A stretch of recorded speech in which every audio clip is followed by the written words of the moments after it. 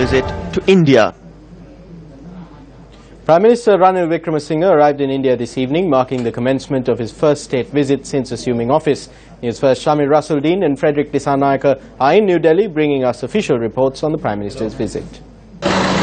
Prime Minister Wickremesinghe arrived in New Delhi this evening. He was flanked by the Minister of International Trade, Malik Samaravikrama. Minister of Foreign Affairs, Mangal Samaravida, will arrive here in New Delhi tomorrow morning. During the two-day official visit of the Prime Minister, which is the first he is undertaking after being appointed as the Prime Minister of Sri Lanka following the 17th August general elections, 4 bilateral agreements are to be signed with his Indian counterpart, Narendra Modi.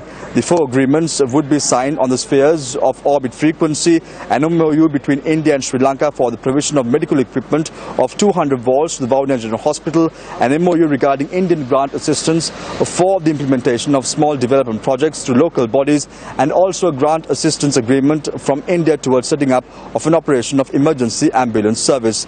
The visit of the Sri Lankan Prime Minister is viewed as yet another step taken by the new government appointed in Sri Lanka to further strengthen relations between its closest neighbour, India.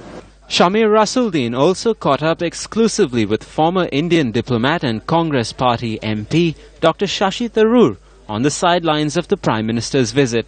Mr. Tharoor, Sri Lanka has seen change. On the 8th of January, we saw a new president taking oaths. Internationally, how do you view Sri Lanka's position now? Oh, I think Sri Lanka's stature in the international community has undoubtedly been enhanced by the robust assertion of its democracy.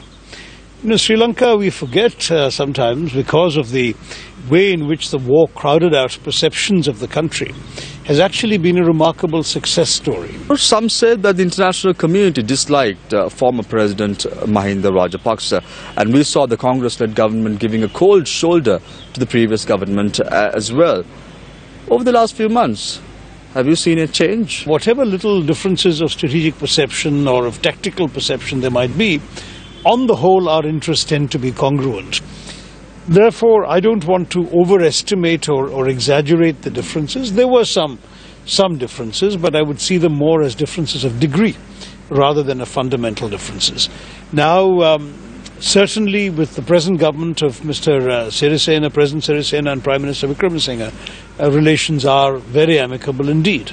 And I think that amongst other things, there is a perception in Delhi that this is a government that is very conscious of India, the value of India's friendship, and respects that actions taken by Colombo should not be seen in any way as unfriendly to or undermining the interests of India. Both the President, that is Maithripala Sirisena, and the Prime Minister Ranil Wickremesinghe's first overseas visit has been India. What does this mean? Well, this is only natural. I mean, we have so much in common, and we are right next door to each other. I believe it's a very fine thing to do, but at the same time I think it's a natural thing to do. You may remember the era in which every British Prime Minister, when elected, would travel first to America. And every American president, I think, used to travel first to England until Kennedy went to Ireland or something. I mean, the fact is that these are natural relationships which can't just be. However, the Indian Prime Minister did not visit Sri Lanka. He chose otherwise. Well, the Indian Prime Minister, I think, the new one, had a need to establish a certain presence on the world stage, and that is what guided his initial choices of destination. Prime Minister Ranil Wickremesinghe's visit today, what sort of avenues would that open as far as Indo-Sri Lanka relations are concerned? I hope all sorts of options. I mean, in a relationship like ours, the complexity is in some ways quite simple because there is no closed door. We want, obviously, very intense economic and trade relations. The Sri Lankan government has indicated that they want to closely work with the Indian government, with its closest neighbour.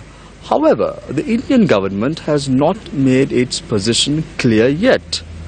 What is the position of the Indian government on Sri Lanka? Well, I'm sure it will become apparent in the course of this visit. I mean, there were already some very positive vibrations when President Sirisena came calling. And I think when Prime Minister Modi visited Sri Lanka, you all saw that there was a tremendous amount of affinity expressed. I think this visit by Prime Minister Wickremesinghe is likely to set the seal. Is the Indian government genuine in its interest on Sri Lanka in order to make Sri Lanka a better nation? Absolutely. You know, India is not terribly, shall we say, preachy. It doesn't go around telling other countries what to do or how to do it. It would like to be of help when Sri Lanka wants it, and it would like to be of support when Sri Lanka seeks it. And as far as... Are you referring to the Sri Lankan government or the Sri Lankan people? The Sri Lankan people, as far as we're concerned, we think of as our brothers. I mean, I honestly don't see any tension at all with the Sri Lankan people. So the Sri Lankan people are not the issue. If there's ever been any slippage of understanding, it has been government to government. Tomorrow would be a busy day for the Prime Minister and his delegation. They would meet the National Security Advisor, the Foreign Minister, the Minister of Highways and Shipping tomorrow, including the President of the Congress Party, Sonia Gandhi. News First, of course, will keep you fully up to date with regard to all the developments that will unfold from New Delhi. I'm Shamir Rasuldeen reporting for News First.